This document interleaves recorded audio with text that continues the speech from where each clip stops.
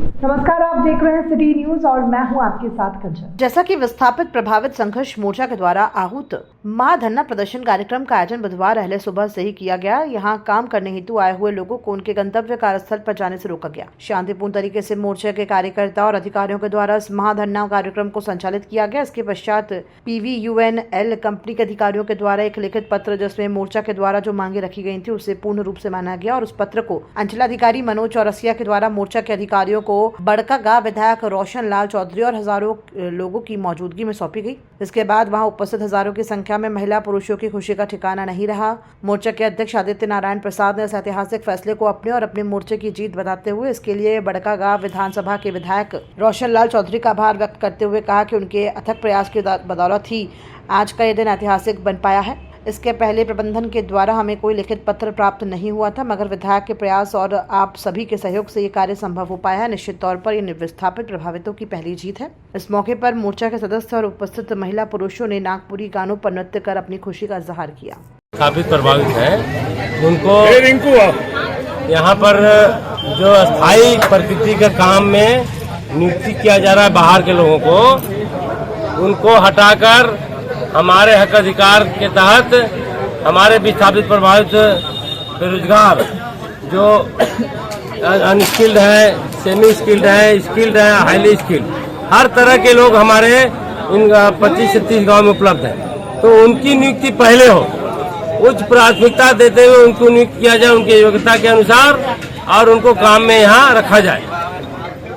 जैसे अनस्किल्ड का काम हो गया, जो यहाँ पर हेल्पर में रखा जा रहा है, डायरेक्ट नियुक्त किया जा रहा है मैन पावर में, 3rd ग्रेड 4th ग्रेड में हमारे 100% हमारे लोगों को, और जो ITI किए हैं, डिप्लोमा किए हैं, BTech किए हैं, उनको उनके योग्यता के अनुसार उनको बहाल किया जाए।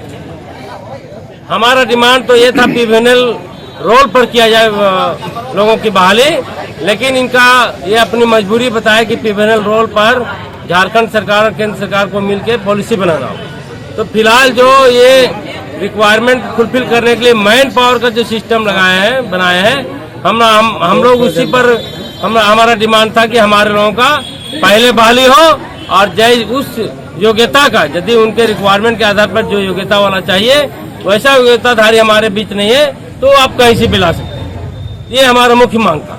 दूसरा मुख्य मांग था कि मजदूरों को न्यूनतम मजदूरी भुगतान हो, इसका सुनिश्चित करें, क्योंकि भेल में अंदर में जितना एजेंसी है वो सभी लोग जितने मजदूर हैं यहाँ पर, वो किन्हीं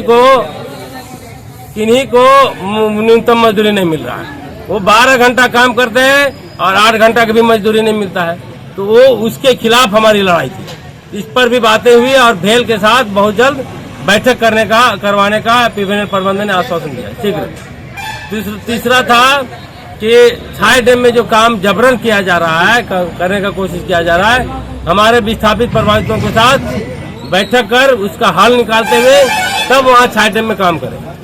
आगे जो डिमांड था कि सभी विस्थापित प्रभावित गांव जितने हैं 25 से 30 गांव, उसमें CSR का काम किया जाए।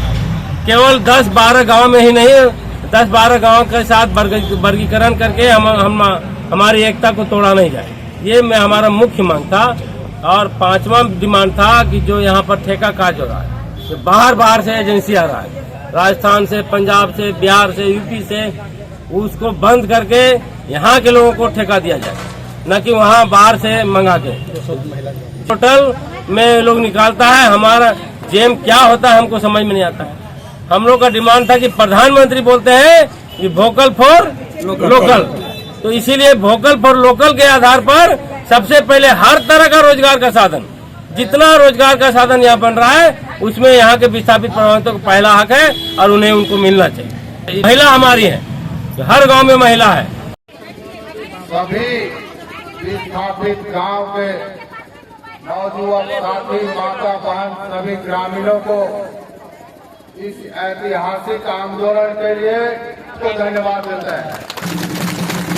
आंदोलन शुरू से चल रहा है, जब से NTPC यहाँ स्टार्ट हुआ है।